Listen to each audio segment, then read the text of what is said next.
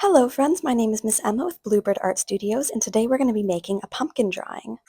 The first thing we're going to do is draw an oval in the middle of the page. I like to chart out the sides of it so I know what size it's going to be.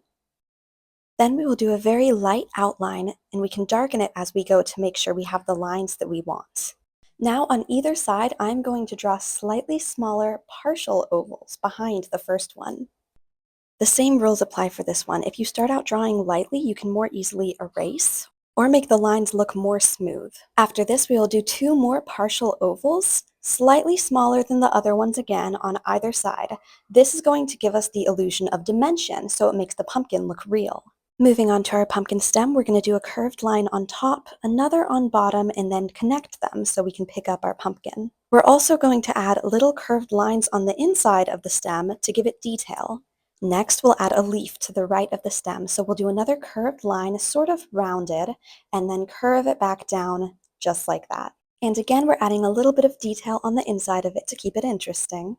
Now for our curly Q. This might be a little bit difficult, so keep an eye on what I'm doing. I'm circling and curling 2 times and then ending with a little spiral to give it some character.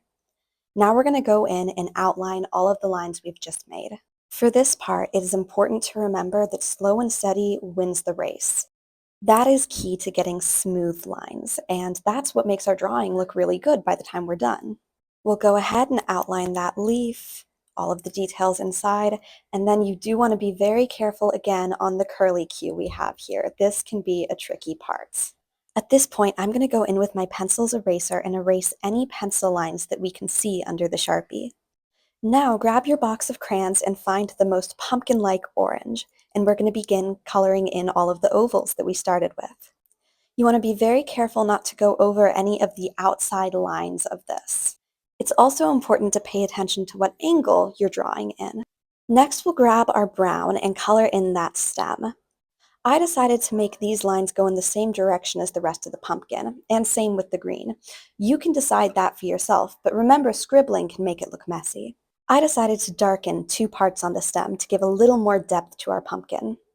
You are welcome to do the same thing or make your own artistic decisions. Okay, that is it for today's video. I hope you guys enjoyed it. If you'd like to, feel free to share the art you've made based on this video with us. We love to see your art. If you've enjoyed our video today, drop us a like, subscribe, and leave us a comment on what videos you want to see next. That's all for today, friends. We'll see you next time at Bluebird Art Studios.